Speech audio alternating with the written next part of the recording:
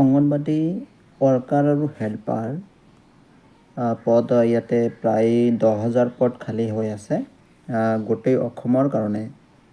যিটো গোটেই অসমৰ কাৰণে প্ৰায় 10,000 পদ এতিয়ালৈকে এই যিটো আপোনালোকৰ অংগনবাদী ৱৰ্কাৰ আৰু হেল্পাৰৰ পদ ইমানখিনি খালী আছে। কিন্তু আপোনালোকে এতিয়া কমেণ্ট কৰিব যে আপোনালোকৰ জিলাৰ নাম কমেণ্ট কৰিব আৰু ক'ব যে এই জিলাখনৰ কিমান খালী হৈ আছে। যেহেতু সেই ডিটেইলছখন নাই ইয়াতে, তাৰপিছত আপোনালোকে আপোনাৰ নিজৰ জিলাখনৰ নাম কমেণ্ট কৰিব আৰু আপোনাৰ জিলাখনত কিমান কেইটা পদ খালী আছে নিশ্চয় মই যদি খবৰ লৈ জানিব পাৰোঁ আপোনালোকক নিশ্চয় জনাম। আৰু বিশেষকৈ এইটো হৈছে অংগনবাদী ৱৰ্কাৰ আৰু ইয়াতে এডুকেশ্যন কোৱালিফিকেশ্যন কিমান হ'ব লাগিব, বয়স কিমান হ'ব লাগিব আৰু এপ্লাইটো আপোনালোকে কেনেদৰে কৰিব সকলোখিনি আপোনালোকক জনাই দিম।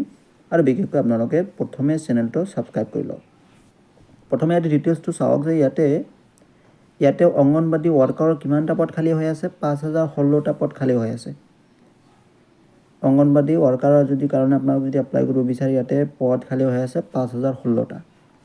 আৰু ইয়াতে চাওক অংগনবাদী হেল্পাৰৰ কিমানটা পদ খালী হৈ আছে, 4,866টা পদ এতিয়ালৈকে অংগনবাদী হেল্পাৰৰ কাৰণে পদ খালী হৈ আছে। আৰু আপোনালোকে ইয়াতে এপ্লাই কৰিবলৈ হ'লে ইয়াতে এডুকেশ্যন কোৱালিফিকেশ্যন কি লাগিব সকলোখিনি ডিটেইলছ মই জনাই আছোঁ। ইয়াতে আপোনালোকে প্ৰথমে চাওক যিটো অংগনবাদী হেল্পাৰৰ কাৰণে আপোনালোকে কি পাছ হ'ব লাগিব। ইয়াতে চাওক education qualification candidate must have passed HSLC বা AHM, মানে যিটো প্ৰথমে এই মুঠতে ক্লাছ 10 পাছ হ'ব লাগিব। আপোনালোকে ক্লাছ 10 পাছ হ'লেহে আপোনালোকে ইয়াতে এপ্লাই কৰিব পাৰিব। আৰু ইয়াতে চাওক যে HSLC pass candidate not available in particular area, then class 9 pass candidate will also' be considered as eligible. ইয়াতে লিখা আছে আপোনালোকে যদি এপ্লাই কৰিব বিচাৰে আপোনাৰ নিজৰ ঠাইতে আপোনালোকে আবেদন কৰিব পাৰিব। ধৰক আপুনি এটা ঠাইৰ মানুহ আন এটা ঠাইত আপোনালোকে আবেদন কৰিব নোৱাৰে। এতিয়া চাওক ৱৰ্কাৰৰ কাৰণে কি এডুকেশ্যন কোৱালিফিকেশ্যন লাগে। ইয়াতে ৱৰ্কাৰৰ কাৰণে চাওক আপোনালোকে 12 পাছ হ'ব লাগিব। তাৰপিছতে আপোনালোকে ইয়াতে অংগনবাদী ৱৰ্কাৰৰ কাৰণে আপোনালোকে ইলিজিবল হ'ব আৰু ইয়াতে এপ্লাই কৰিব পাৰিব।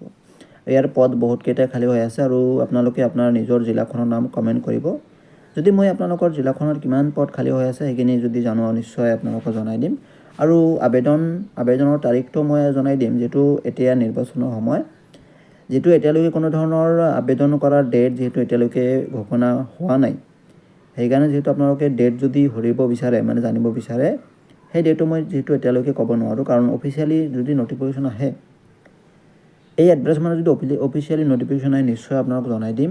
আৰু কেনেদৰে আবেদন কৰিব লাগিব সকলোখিনি ডিটেইলছ জনাই দিম। আৰু যদি আপোনালোকে সঁচাকৈ যদি ক্লাছ 10 আৰু 12 পাছ হয় তেনেহ'লে নিশ্চয় আবেদন কৰিব পাৰিব।